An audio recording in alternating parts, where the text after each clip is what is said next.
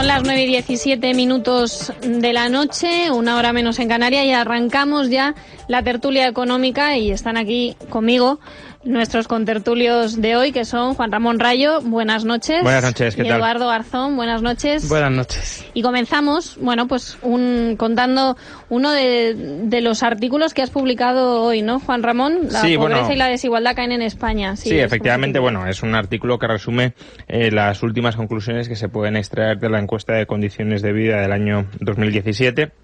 Y donde se refleja básicamente que la desigualdad y la pobreza caen en España, y además caen de una manera, no extraordinaria, pero sí notable, a lo largo del año 2017. En particular, lo que sucede es que la renta per cápita, no solo la renta per cápita del conjunto de la población española, sino de todos los estratos de la población española, y especialmente de aquellos con menos renta, crecen en torno a un 4,5-5%.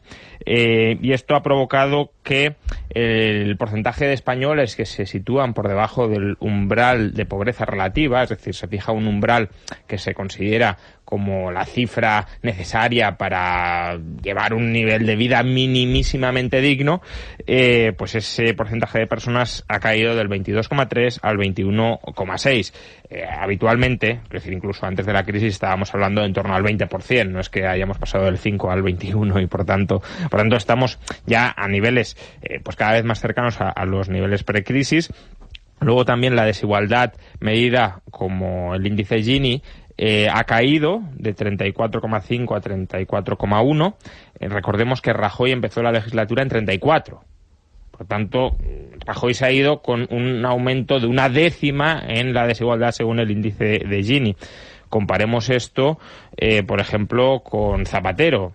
No hay mucha noción popular de que la desigualdad se disparara con Zapatero. Parece que ese es un problema de Rajoy, cuando de verdad el momento en el que más aumentó la desigualdad fue con Zapatero, que pasó de 31,9 a 34 en el índice de Gini. Y ya luego, si nos vamos al indicador que a mí personalmente más me gusta, que es el que mide la pobreza absoluta, es decir, la carestía real que tienen los españoles, qué les falta para vivir bien, pues nos encontramos con que, por ejemplo, el número de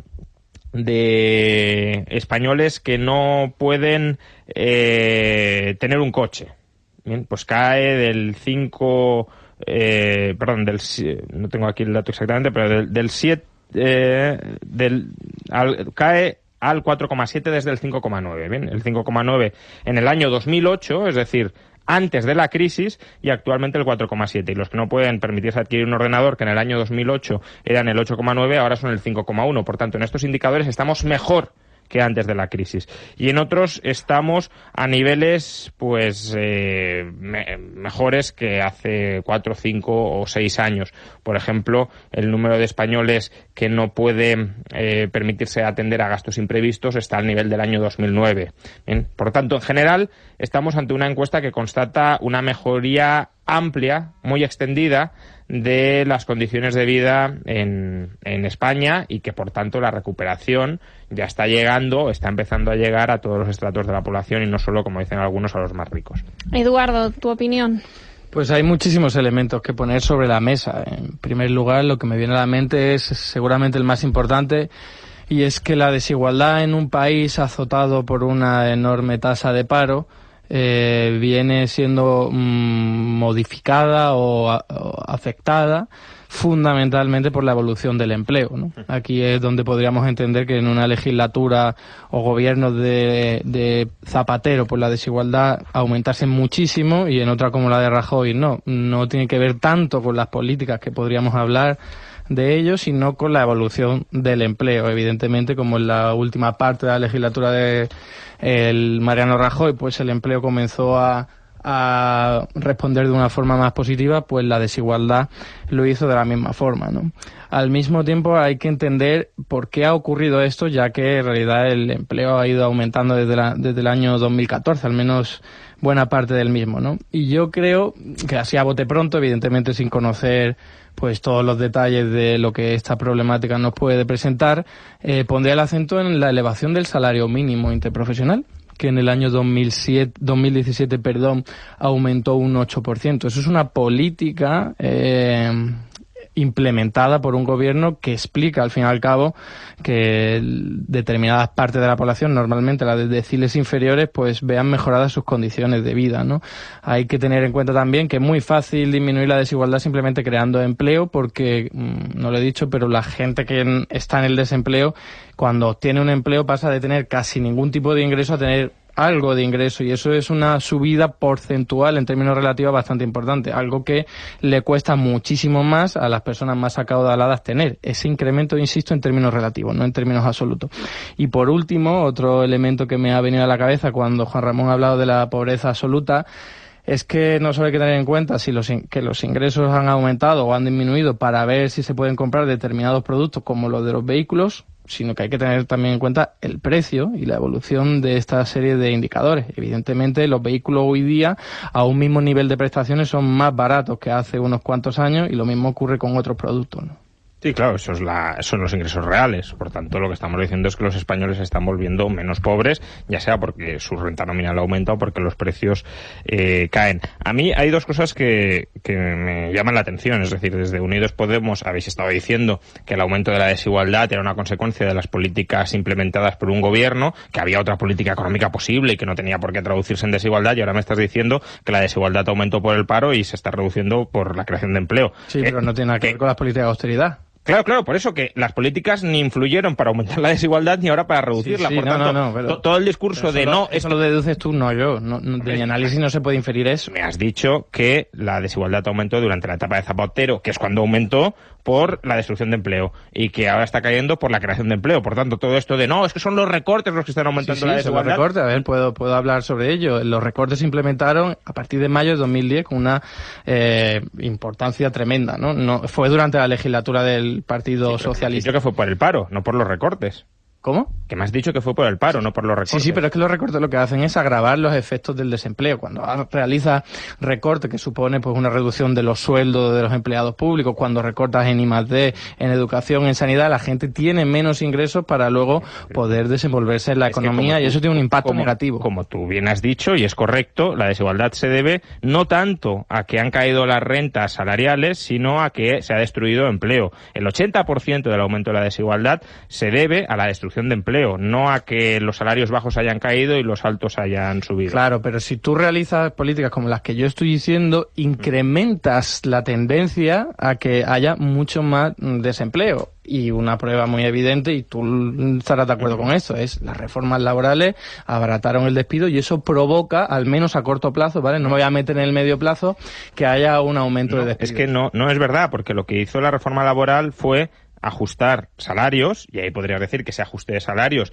pues explica el 20% que te decía del aumento de la desigualdad, para minimizar la destrucción de empleo. Es decir, sí, sin reforma laboral, tienes un informe del BBVA Research, que sin reforma laboral en el año 2012 se habrían destruido no 900.000 empleos, sino 2 millones de empleos. Eso es política ficción, no se puede saber, pero hay una cosa muy evidente. Puedes modelizar el comportamiento de la economía española, y puedes ver qué pasa con precios más flexibles, o con salarios más flexibles, o con salarios más rígidos. Si no te gusta el modelo... Política ficción, me voy a encontrar otro estudio que diga prácticamente lo contrario, pero aquí hay una cosa... Es mejor coger el estudio de la Fundación BBVA Research, que es el único, creo, que se ha hecho con eso. La de cualquier rojo de Unidos Podemos. No, pero es que no conozco ningún informe de ningún rojo de Unidos Podemos al respecto. Si lo presentas, pues lo podremos debatir, pero si no te gusta el del BBVA Research, dices, mira, estas hipótesis de este modelo no me parecen convincentes y creo que habría que modificarlas así para que refleje mejor la economía española. Y si las modificamos así, en lugar de destruirse 2 millones de empleos sin reforma laboral, se habría creado 1 millón. Pues te lo puedo comprar, pero si me dices, no me gusta el dato porque no me gusta, pues no me vale el argumento. No es que no me guste el dato por mi preferencia, sino que cuando vemos en qué consisten las reformas laborales, entre todos los elementos que tiene, la del año 2010 abarata el despido procedente objetivo, y la del 2012 abarata el despido improcedente. O sea, seríamos muy ingenuos si pensáramos que eso no ha repercutido en mayor despidos, porque en un momento en el que puedes despedir de forma mucho más barata que antes y contratar de forma mucho más barata que antes, en realidad está incrementando el número de despidos, y a lo mejor has despedido a una persona y puede que hayas contratado... Primero, lo que te cambia es la medida que tú estás estás diciendo, que no es la única medida de la reforma laboral, la medida que ni siquiera la más importante, diría yo, la medida que tú estás diciendo, como mucho, te va a sustituir si despido a un temporal o a un indefinido. Hasta el año 2012 el despido se ceba extraordinariamente con los temporales. A partir del año 2012 no se ceba tanto con los temporales y más con algunos indefinidos que no estaban siendo productivos y que no se podía prescindir de ellos justamente por la alta protección contra el despido. Pero es que otra medida que creo que es la fundamental es la flexibilidad salarial, que te permite evitar la destrucción de puestos de trabajo cuando cae la demanda. Entonces, esa medida es la que salva sobre todo empleos. La otra te modifica el perfil de destrucción de puestos de trabajo. En lugar de destruir temporales, destruimos indefinidos. Pero no solo eso, porque había dicho, hay dos cosas que de tu exposición me llaman la atención o quiero comentar. La primera es esa, sí, el impacto de las políticas, que ahora parece que no ha tenido ninguno. Dos, a ver, yo entiendo que os pueda motivar decir que el aumento del salario mínimo es el responsable de esta reducción de la desigualdad. Para mí es como si viniera uno del Partido Popular y dijera, la desigualdad ha caído porque bajamos los impuestos en el año 2016. Bueno, puede ser, podría ser lo tuyo y podría ser lo otro, pero hace falta algo más que decir, a mí me interesa que la desigualdad se haya reducido por esto, pues debe ser por esto. Pero es que en tu caso, es decir, si viniera uno del Partido Popular y dijera eso, todavía podría ser, pero es que en tu caso no puede ser. ¿Por qué no puede ser? Porque, como bien has dicho, el aumento del salario mínimo es del año 2017. Esta es la encuesta de condiciones laborales del año 2017, pero los datos de renta son del año 2016. Por tanto, aquí no se contempla ningún dato de renta del año 2017 y, por tanto, no puede ser el aumento del salario mínimo. Entonces, ya basta de mi preferencia ideológica. Me dice que yo quiero que el aumento del salario mínimo reduzca la desigualdad, por tanto, si ha caído la desigualdad, será por el aumento del salario mínimo. No, en este caso es por creación de empleo, sobre todo. Ya he comentado que no conocía los detalles y ignoraba que los datos fueran del año 2016, entonces evidentemente el salario mínimo no puede ser un factor, pero era lógico pensar que lo pudiera ser, igual que cuando salgan los datos de ese año 2017 podamos pensar que es lógico que el salario mínimo, esa subida, repercuta en una disminución de la desigualdad. Pues no, porque si ahí hay que dilucidar si el salario mínimo crea empleo y subiendo salarios o destruye empleo. Si destruye empleo, y hay bastante evidencia. También la hay en sentido opuesto, ¿eh? No te voy a decir que toda la evidencia que tenemos en la economía va en un sentido. En el año 2017 no se ha destruido empleo. No, pero se puede dejar. Y ha habido un incremento del 8%. Se puede dejar de crear empleo, se pueden reducir horas de trabajo como consecuencia del aumento del salario mínimo. Es decir, el salario mínimo puede tener muchos efectos, no solo mantener o incluso incrementar el volumen de empleo, que en algunos contextos, incluso te puedo decir que podría darse el caso si tenemos un monopolio laboral muy asentado, pero no necesariamente. Y de hecho, en el caso de la economía española, yo tengo mis serias dudas de que esto sea así. Pero bueno, que no puede ser en esta encuesta de condiciones laborales del año 2017, porque, insisto, los datos de renta que se miden son del año 2016. Quiero que hablemos de una noticia que conocíamos esta tarde, una noticia importante, y es que los sindicatos y la patronal, ya nos lo avanzaba esta mañana la ministra de Empleo, pero han alcanzado al final un preacuerdo de salarios que tendrá vigencia hasta 2020. La subida definitiva es de un 3%, creo. ¿Cómo lo veis? Pues mal, es decir, los salarios no se tienen que fijar a escala central, ni siquiera para dar directrices en los... Son unas recomendaciones. Sí, efectivamente, en los desarrollos de los convenios colectivos, sino que los salarios se tienen que fijar en el mercado o en cada empresa, incluso, si lo queremos, con los sindicatos de una empresa en concreto, pero no centralizando la negociación como si todas las empresas fueran una gran empresa pública y y conociéramos exactamente la productividad de cada departamento y lo pudiésemos fijar así. No funciona así y es malo que sea así. Vamos a ver, ¿por qué se acometen este tipo de prácticas de forma centralizada? ¿Por qué no se deja, porque no quiere los sindicatos, porque no quiere la clase trabajadora movilizada, etcétera, etcétera, que se haga única y exclusivamente en los propios centros de trabajo o en alguna empresa, por muy grandes que sean, etcétera, etcétera?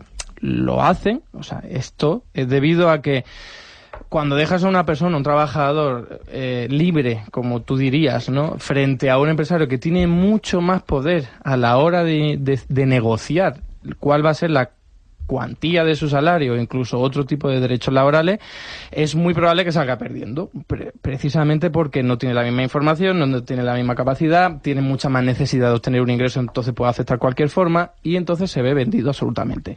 Organizarse y hacerlo de forma centralizada, incluso subiendo escalas en el ámbito de sector económico, permite que esa persona aislada no esté tan indefensa. Y eso es bueno para la clase trabajadora en general. O sea, yo te podría aceptar que en algún que otro caso puntual pues pueda ser un error porque se han pasado subiendo el salario y provoca un cierre empresarial. En cualquier caso te diría, mal vamos en nuestro país si las empresas tienen que sobrevivir pagando salarios que no consideramos dignos, ¿no? A tenor de una negociación entre los sindicatos y la patronal, ¿no? Entonces, yo estoy absolutamente a favor de que se hagan este tipo de subidas. Creo que es uno solo del 2% y luego 1% dependiendo del incremento de la productividad. Y lo que digo es que desgraciadamente esto no llega a toda la economía, porque no habla del salario mínimo. Entonces son solo a nivel de convenio y nuestra economía necesita un impulso más de los salarios. Y ojo, que no lo digo solo yo. O sea, recientemente el Banco Central Europeo ha hecho mucho hincapié en esto. Mario Draghi en su última conferencia hizo declaraciones en el sentido de ya no podemos hacer mucho más de la política monetaria, ahora toca que aumenten los salarios porque necesitamos un empuje de la demanda agregada. Bueno, vamos a ver, evidentemente si tienes a 1.000 trabajadores buscando empleo y a un empresario que solo necesita a un trabajador, pues sí, te compro que hay una desigualdad de negociación y que los salarios van a tender a la baja. En España hay un alto volumen de desempleados y eso hace que los salarios tiendan a la baja, justamente. ¿Para qué tienden a la baja? Para que aumente la demanda de trabajadores entre los empresarios y se reduzca el paro.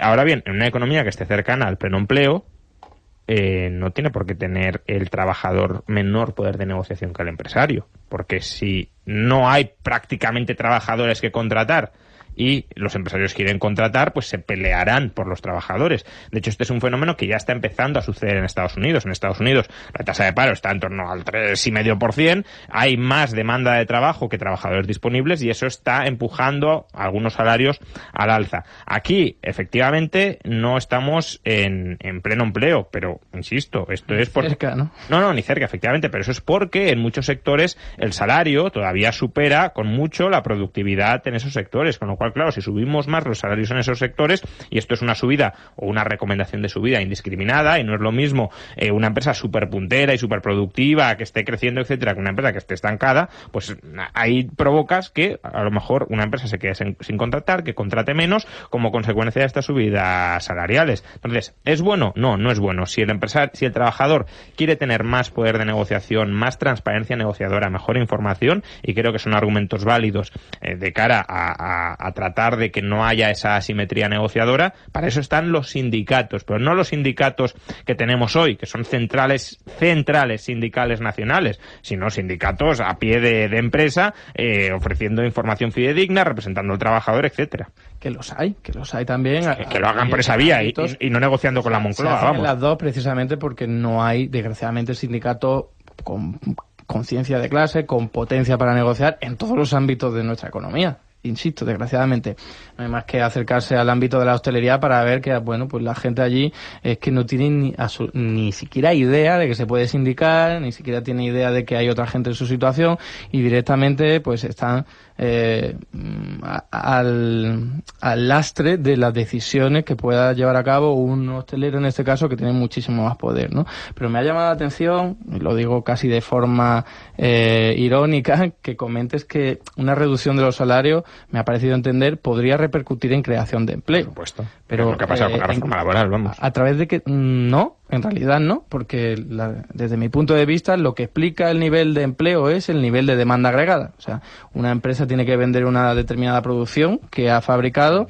y si no tiene demanda no la va a poder vender. Entonces, lo que hoy día ocurre en buena parte de nuestra economía es que no hay suficientes clientes para atender y poder vender todos esos productos, y en el hipotético caso de que tuvieran barra libre para bajar los salarios, lo harían porque aumentarían el margen empresarial, pero no contratarían a nadie más simplemente porque no lo necesitan. Y insisto y hago referencia a un dato que he dado aquí varias veces. La encuesta de coyuntura trimestral del Banco la encuesta trimestral del coste laboral del Instituto Nacional de Estadística, se ve claramente como el 94% de todas las empresas que responden a esa encuesta dicen que no contratan porque no lo necesitan. Entonces, insisto, si nos enfrentamos a esta situación, en este contexto, si permitimos que se puedan bajar aún más los salarios, pues se bajarían, pero no repercutiría en creación de empleo. Yo insisto, esto ya lo hemos discutido 1000 veces, pero bueno, no pasa nada porque lo discutamos 1001 vez.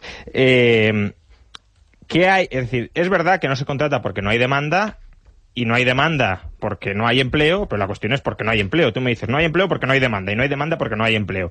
Que puede ser, sí. Que puede ser, pero me admitirás que también cabe la posibilidad de que no haya demanda porque no haya empleo, y no haya empleo porque los costes salariales en determinados sectores superen con mucho la productividad, como mucho sea otra hipótesis igualmente factible. Entonces, si eso es así, es decir, si no hay incentivos para contratar porque no sale a cuenta contratar, pues tenemos un problema ahí. ¿Cuál es el problema de la economía española? Pues hombre, pensar que es un problema de demanda cuando en este país se ha estimulado la demanda de una manera tan absolutamente brutal como que hemos llegado a tener un déficit público del 11% del PIB, pues creo que claramente no es un problema de demanda. Claramente fue insuficiente en esa época. Pero si fue insuficiente con un déficit exterior positivo, es decir, teníamos déficit exterior. ¿Qué significa déficit exterior? Que el país demandaba más de lo que producía. El país demandaba más de lo que producía. ¿Qué problema de demanda agregada había ahí? Si la demanda agregada se iba fuera precisamente porque dentro no éramos competitivos. Estás hablando del auge económico. No. Hasta el año 2011-2012, con los déficits públicos extraordinarios que dices que son insuficientes, teníamos más demanda interna que producción interna. Bien, entonces, ¿qué problema de demanda había ahí? El problema era que, insisto, el poder adquisitivo que se generaba dentro, como la producción interna no era competitiva, se iba fuera, y se iba fuera en forma de importaciones. Entonces, lo que había que corregir era ese sesgo de demandar fuera porque dentro no éramos competitivos. Y eso lo corriges ¿cómo? Siendo competitivo. ¿Y cómo eres competitivo? O aumentar la productividad o bajar los costes. Como aumentar la productividad no es algo que se haga de la noche a la mañana, pues solo te queda bajar el coste. Vamos a ver, no se incrementa la productividad en parte porque no hay políticas públicas que redunden en ello. En todo caso a medio plazo. Bueno, por supuesto, y a corto plazo, ¿cómo se incrementa la productividad? Con mayor demanda, y si la gente no tiene capacidad adquisitiva, pues lo que tienes que hacer es incrementarla, y hay más ventas, más beneficios empresariales, y por lo tanto puede incluso que haya más inversión privada en este caso. Eduardo, no me puedes decir que la productividad se incrementa con más demanda, porque sí. si hay más demanda, lo que harás es contratar a más gente, y más gente producirá más, pero eso no es aumentar la productividad. Productividad es cuánto produce cada unidad de input, cada trabajador. Entonces, producción vendida. Sí, bueno, de producción vendida. Por lo tanto, si tú incrementas la demanda, vas a vender más, y la producción vendida, que es el numerador de ese ratio, va a incrementarse muchísimo. Vas a aumentar también el denominador. Pero no me estás mucho diciendo menos. ¿Por qué mucho menos? Porque te estoy diciendo que vas a incrementar la demanda. ¿Qué es productividad? Estamos hablando de que es valor añadido partido trabajo, ¿no? Y el trabajo no se va a inmutar porque aumente la demanda. Está aumentando más el PIB por la creación de empleo. ¿Eso qué? Ahora, dices. Sí, ahora quiero decir. Si tú dices, tiro de demanda, la economía española ha sido una economía que tiene una capacidad de creación de empleo en expansiones bastante grande. Entonces, si somos capaces de crear empleo creciendo en torno al 2%, pues evidentemente si aumenta más el empleo que la producción, te va a caer la productividad. Pero, ojo, mira, vamos a dejar el empleo constante. O sea, nosotros no incrementamos el empleo, y lo que hacemos es darle más dinero a la gente, ¿vale? De la forma que sea. ¿Qué ocurre? Va a haber más ventas, va a haber mayor valor añadido, y el empleo, la L en términos económicos, no se inmuta. Por lo tanto, productividad aumenta. Claro, sí. Esto es irrefutable. Hombre, si me dices que la productividad aumenta porque aumenta la productividad, vale, sí, de acuerdo. Pero no, porque aumenta la demanda, digo. Sí, claro, pero vamos a ver, tú me has dicho, vamos a asumir que con los mismos factores productivos, después del aumento de la demanda vamos a producir más. Sí, eso por definición es un aumento de la productividad. Claro. La cuestión es, ¿eso es factible en la economía española? Es decir, manteniendo que tengas un déficit exterior más elevado que antes. Pero si tienes un déficit exterior más elevado que antes, no se produce dentro, se produce fuera. No, se produce en los dos sitios, porque cuando nosotros compramos un vehículo aquí, pues ese vehículo se ha construido y fabricado con piezas que provienen del exterior. Entonces nosotros sí compramos aquí, pero para que se haya producido hemos tenido que comprar antes productos que provienen del exterior. Generando muy poquito valor añadido por cada compra que hagas, y entonces la productividad te va a aumentar prácticamente nada. Eso es un problema de nuestro modelo productivo, vale que sí, y su vínculo con el exterior. El problema de nuestro modelo productivo se llama poca productividad, y eso es lo que te estoy diciendo. Eso es lo que a medio y largo plazo se cambian con políticas industriales, pero a corto plazo con demanda. Que no, que a corto plazo, si tú tiras de la demanda en una economía improductiva, lo que vas a tener es más producción con más uso intensivo de factores productivos. Con más uso extensivo de factores productivos. Es decir, vas a contratar más factores productivos y con eso aumentar la producción, pero no la productividad. Pero los factores productivos es el trabajo. O sea, yo eso no lo veo mal. De hecho, lo veo necesario. No, vale, pero no me digas que va a aumentar la productividad.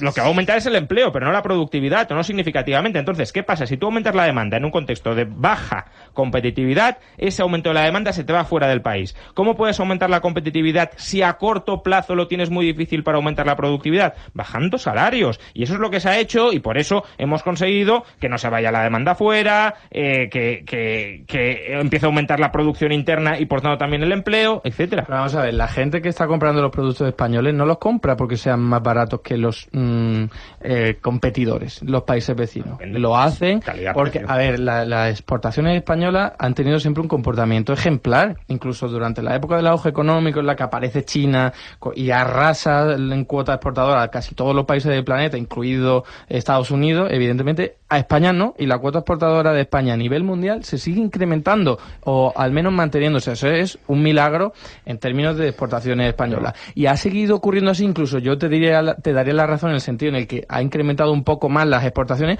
porque no tiene mercado interno, y entonces muchas empresas han tenido que enfocarse hacia afuera buscando capacidad. Vale, pero justamente recupero un argumento tuyo que has utilizado antes. Hasta 2012 o 2011, ¿cómo exportábamos? Importando. Ahora exportamos generando dentro. Entonces, no. O sea, vamos a ver. Lo has dicho tú antes. Me has dicho, antes importábamos y luego exportábamos, y ahora dejamos de importar. Y de hecho, eso es el superávit exterior. No es tanto que también el aumento de las exportaciones, sino sobre todo la moderación de las importaciones. Entonces, por supuesto, hemos sido capaces de mantener la cuota exportadora o incluso incrementarla marginalmente importando menos. Por tanto, estamos produciendo más dentro competitivamente para vender fuera. Y esa es la realidad. Y eso se ha conseguido primero con recuperación de la demanda exterior. No quito en absoluto importancia a ese factor, que es casi el más importante, pero dos, se ha conseguido con moderación salarial, por supuesto. Pero la moderación salarial, de hecho, precisamente, ya que has mencionado eso, hay un estudio que reveló, que le dio difusión Luis Garicano hace poco, un estudio de FEDEA, que realiza un análisis de cuánto ha contribuido la devaluación salarial al incremento exportador, y lo que concluye es que han sido solo una cuarta parte. O sea, el 75% del incremento exportador se debe a factores externos, no a devaluación salarial. Bien. ¿Yo qué te he dicho? El auge exportador de España se debe sobre todo a la recuperación de la demanda exterior. Recuperación mundial. Te he dicho, pero fundamentalmente. Sobre todo. Bueno, a ver. 3 de cada 4 euros es mucho. Y 1 de cada 4 euros también es mucho. Quiero decir, si en lugar de aumentar las exportaciones al 100 hubiesen aumentado, o sea, de cada punto que ha aumentado hubiesen aumentado solo 3/4 partes, pues tendríamos un 25% menos del incremento que hemos experimentado. Pero que al mismo tiempo esa devaluación salarial tiene, y esto estás de acuerdo, ha tenido un impacto negativo en términos de demanda interna, y eso ha hecho que muchas empresas, y no voy a mencionar las que exportan o las que se dirigen hacia afuera, hayan tenido menos ventas. Y de verdad, yo lo he comentado a veces con ejemplos tontos como la peluquería de barrio, los bares de barrio, los estudios de servicios profesionales a las empresas de aquí. Todo eso no viven de la demanda externa, viven de la demanda interna, que ha sido colapsada por las reformas laborales, y eso supone un problema en términos económicos. Ha sido colapsado por las reformas, pero se ha redirigido el modelo productivo hacia el exterior. Es decir, vale que la demanda interna ha caído, pero la demanda externa ha subido, y eso es lo que está generando empleo. Eso con el efecto multiplicador del aumento de la demanda externa. Pues estaremos de acuerdo en que, aunque tengamos más exportaciones ahora, eso genera muy poquito empleo, porque solo el 1% de las empresas exportan de forma regular. No es solo, insisto, no es solo la exportación, es también la restricción de la importación. Sí. Por tanto, que antes se creara empleo fuera para determinados productos y ahora se cree dentro, no es irrelevante. Y luego hay un efecto multiplicador de todo eso. Es decir, los trabajadores que están empleados en la exportación o que están empleados en industrias que antes no existían porque importábamos, ahora gastan dentro y producen para... Sí, demandan de acuerdo, pero dentro. Eso es nimio o irrisorio comparado con el potencial que puede tener sobre la economía que en tu mercado interno no se colapse precisamente porque no hay demanda interna. Depende de si eres competitivo o no, que si aumentas la... Hombre, si yo insisto, demanda... en la inmensa mayoría de nuestras empresas que no se dirigen hacia afuera ni tienen vínculos indirectos con el exterior, y voy otra vez al ejemplo tontorrón, la peluquería de barrio, a eso le da igual, lo que quiere es que la gente tenga dinero para ir a comprarle en su establecimiento. No le van a ir a comprar a ellos porque si tú le das dinero a la gente importan, que eso es lo que te estoy intentando decir. En el caso de la peluquería no. Al menos ahí estaríamos de acuerdo. O sea, hay servicios que se ofrecen de forma cercana al consumidor y eso es importantísimo en nuestra economía. El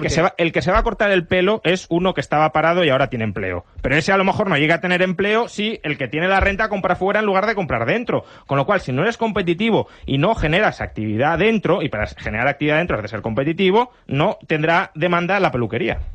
No quiero interrumpir vuestro debate, pero me gustaría que habláramos también de otras cosas. Y, por ejemplo, el expresidente de Baleares, José Ramón Bauza, ha solicitado al Partido Popular, que, oye, se está no refundando, pero casi, una tarifa plana del 20% en IRPF y en sociedades, y también rebajar la cuota de autónomos a la mitad.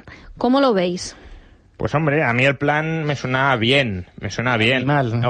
Ojalá se bajaran los impuestos en esta magnitud, aunque con alguna salvedad, porque bueno, todavía han de filtrar el documento de 80 páginas, donde dicen que desarrollan esto, pero por ejemplo, en materia de impuesto de sociedades hay un problema, y es que no quieren cobrar impuesto de sociedades hasta el hasta unos ingresos de 12 millones de euros por empresa, que eso supondría que el 99% de las pymes no pagaría impuestos. Claro, pero entonces el desincentivo a crecer es brutal, porque si yo ingreso, menos de 12 millones, como ¿para qué voy a querer crecer si no estoy pagando impuestos?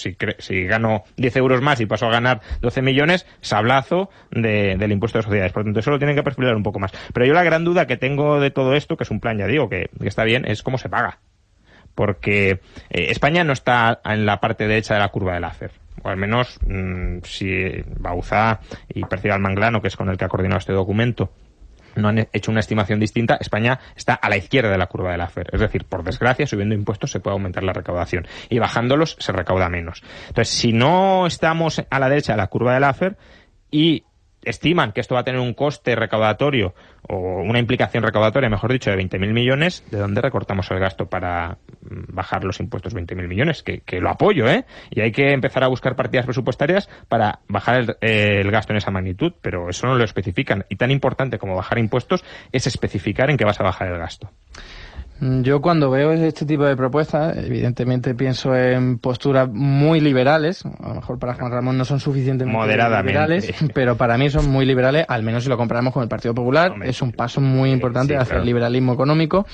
Y creo que es un problema. No todas las medidas, o sea, reducir la cuota de autónomo a la mitad me parece una buena medida, porque es injusto que un autónomo tenga un coste fijo ahí que no dependa de la renta. O sea, tiene que depender para hacer cumplir precisamente los principios de nuestra Constitución española, que se tribute acorde a la renta. Entonces, pero esto no es lo que proponen, ¿eh? No, si yo lo que digo es que me parece bien bajar una cuota que fija, que no depende. Hay autónomos que están pagando una cuota sin haber ingresado nada, y eso es un problema, y por lo tanto va por buen camino. De hecho, a mí el de sociedades, bajarlo de esta forma, podréis imaginar que no me hace nada de gracia, pero si pudiese de alguna forma complementarlo con que hubiese un aumento del IRPF, yo no lo vería tan problemático en ese sentido, y de otro tipo de rentas del capital y del ahorro, porque en realidad si la empresa, que es una ficción, pues paga menos impuestos, no sería un problema si luego las personas que hay detrás, que eso sí son carne y hueso,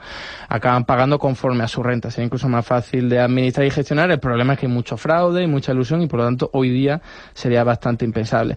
Pero, y termino con esto, o sea, decirle adiós al impuesto de patrimonio y de sucesiones es una forma de incrementar la desigualdad que hay en nuestro país, y esto no es algo que yo comente. O sea, es muy sencillo ver no solo estudios que van en esta dirección, y reconoce incluso la academia convencional que el impuesto de sucesiones y de patrimonio permiten disminuir la desigualdad, sino que también, por lógica uno se da cuenta, quienes pagan más impuestos de sucesiones y de patrimonio son la gente que más poder adquisitivo tiene. Por lo tanto, esto es un problema en términos de desigualdad. A mí no me preocupa lo del déficit público porque esto estimularía la actividad económica. Sí, bueno, la estimularía endeudándonos más, pero bueno, es otro debate. Me alegra que por fin reconozcas que las rentas del capital no están tan bien tratadas en España, porque pagan ahora mismo impuesto de sociedades y impuestos sobre las rentas del capital en el IRPF. Ya has dicho que la empresa es una ficción y que por tanto en última instancia quien lo paga es el inversor, y es así, se paga un 25% por sociedades y luego si te distribuyes el dividendo entre un 19 y un 23% adicional, por tanto no están tan bien tratadas con respecto al salario. Y luego coincido en que el impuesto de patrimonio y de sucesiones puede contribuir a reducir la desigualdad. Es decir, cabe perfectamente que sea esa opción. Ahora, yo creo que hay dos formas de reducir la desigualdad y que hay que distinguirlas. Una es reducir la desigualdad empobreciendo a los que tienen, es decir, destruyendo riqueza. Haciendo menos ricos, diría. Bueno, o empobreciendo, no, porque podrías decir un impuesto sobre sucesiones del 100%, ¿vale? Entonces no hay transmisión intergeneracional de la desigualdad patrimonial, pero sería destruyendo masivamente riqueza. Y otra, que es como creo que habría que hacer las cosas, es favoreciendo la creación de riqueza entre los más pobres y la movilidad social de los más pobres.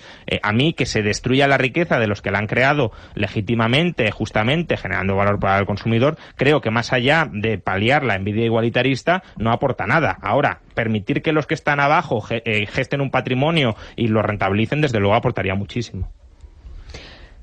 No sé si querías rematar, Eduardo, el asunto. Sí. Quería simplemente, de forma breve, decir que estamos en un mundo en el que si no hay, en términos económicos, un asunto de suma cero, estamos muy cerca. Entonces no podemos permitir creer que se puede conseguir que los de abajo van a ser todos mucho más beneficiados por la actividad económica si no hacemos una redistribución de unos recursos que son finitos y que están muy mal distribuidos hoy día en nuestro país, porque la inmensa mayor parte de la riqueza, pero también de la renta, está concentrada en muy poquitas manos. Y si no atacamos por ahí, no vamos a poder lograr nunca que los de abajo tengan unos niveles adquisitivos y de riqueza y de renta suficientes para tener vida. Desde el Paleolítico los recursos son finitos. De hecho, son hoy más físicamente escasos que en el Paleolítico porque los hemos conseguido. Pero anda que no hemos creado riqueza e ingresos para mantener a 7.000 millones de personas desde entonces. Entonces, eso de decir que ya estamos al borde del agotamiento de recursos, aparte de ser tremendamente pesimista porque implica que el grueso de la población mundial va a vivir en la miseria para siempre,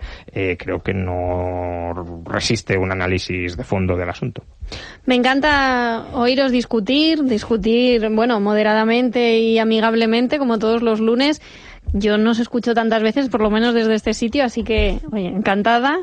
Y hasta la próxima semana. Gracias a los dos. Juan Ramón, buenas noches. Y Eduardo, buenas noches. Nosotros volvemos enseguida, damos un momentito a publicidad y volvemos con la tertulia política. En Casa de Herrero, esRadio.